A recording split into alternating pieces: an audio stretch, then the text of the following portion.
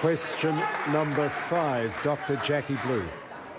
Mr Speaker, my question is to the Minister of Health and asks, what announcements has the Government made in relation to increasing cooperation between the public and private health sectors?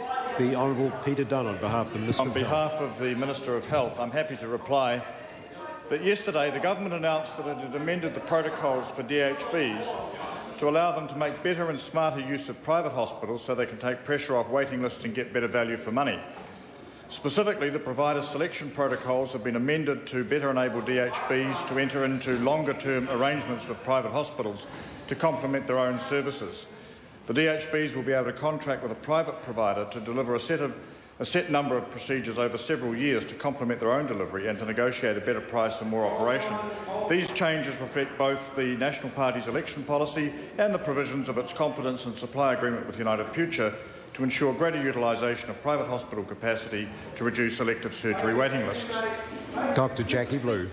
Thank you, Mr Speaker. Supplementary. What has the Government done to ensure that viability of the public health system is not weakened through smarter use of the private sector? The Mr Speaker, Peter Dunne. A couple of things are important to note in this regard. Firstly, a special protocol has been developed which says that DHBs are free to use their private sector to complement their own service delivery, provided the long-term viability of their resource and delivery is not undermined.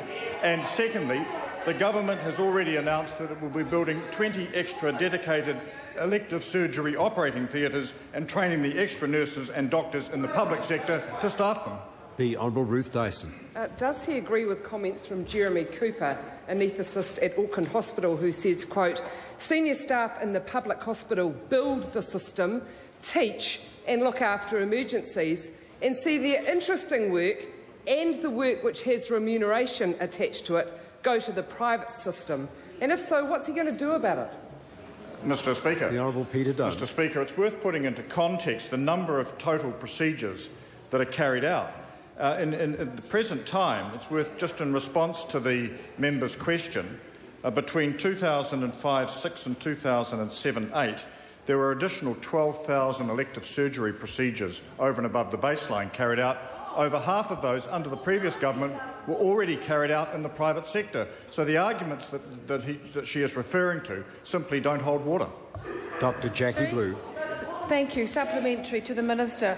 Why did the Government consider it necessary to increase the cooperation between public and private health sectors? The Honourable Peter Dunne. Mr Speaker, the simple reason is that although there had been a significant increase in health expenditure, in fact it had doubled in the last decade, we still have rising waiting lists, we have massive waiting lists in the public sector, underutilised capacity in the private sector, and we have a lot of New Zealanders who are desperate to get their operations.